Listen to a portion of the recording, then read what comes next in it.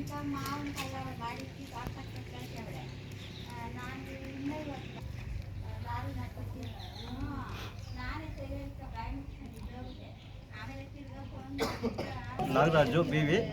ನಾನು ಇಲ್ಲಿ ಬಂಟೆಯಲ್ಲಿ ನನ್ನ ಹೆಸರು. ನಾನು ಇದು ಎಸ್ ಸಿ ಕ್ಯಾಂಡಿಡೇಟು.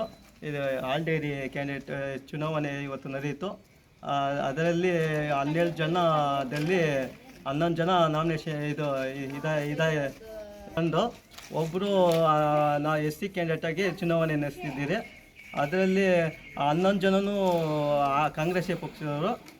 ಇನ್ನು ಒಬ್ಬನು ನಾನು ಎಸ್ ಸಿ ಕ್ಯಾಂಡಿಡೇಟ್ ಇದರಿಂದ ಅವರು ಇದರಿಂದ ಇಲ್ಲಿ ಇದು ಚುನಾವಣೆ ನಡೆಯಿತು. ಅದು ಏನಂದರೆ ರಾಜಕೀಯ ಕುತಂತ್ರದಿಂದ ಇಲ್ಲಿ ಮೋಸ ಮಾಡೋದ್ರಿಂದ ಗೆದ್ದು ಇದು ಯಾರ ಕಾಂಗ್ರೆಸ್ಸು ಮೋಸ 11 ಜನ ಕ್ಯಾಂಡಿಡೇಟ್ನ ಸತ್ತೋಗಿರೋನ್ನ ಹಾಕಿ ಇಲ್ಲಿ ಹಾಕಿ ಒಬ್ಬ ಇದಾಗಿದ್ದಾರೆ ಏನಾಗಿದೆ. ಇವಾಗ ಎಸ್ ಸಿ ಕ್ಯಾಂಡಿಡೇಟ್ಗೆ ಚುನಾವಣೆ ಪೈಪೋಟಿತ್ತು.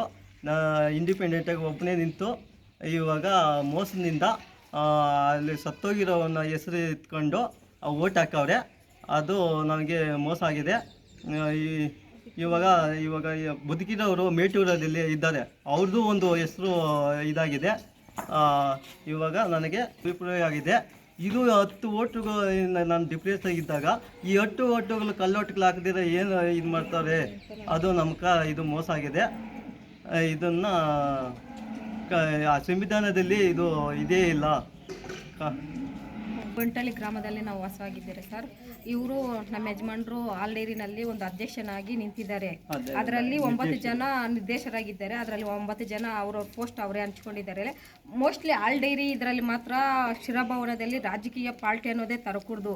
ಅಂಥದ್ರಲ್ಲಿ ಇವರಿಬ್ಬರು ಕ್ಯಾಸ್ಟು ಇದರಲ್ಲಿ ಪ್ರಾಬ್ಲಮ್ ಆಗಿ ಅವರವರ ಪೋಸ್ಟ್ಗಳನ್ನ ಅವರೇ ಹಂಚ್ಕೊಂಡು ಎಸ್ ಸಿಗಳಿಗೆ ಮಾತ್ರ ಪೈಪೋಟಿ ಇಕ್ಕಿ ಅದರಲ್ಲಿ ಮೋಸ ಮಾಡಿ ಗೆದ್ದಿದ್ದಾರೆ ಸರ್. ಅದರಲ್ಲಿ ಮಹದೇವ್ ಅನ್ನೋವರು ಸತ್ತೋಗಿದ್ದಾರೆ.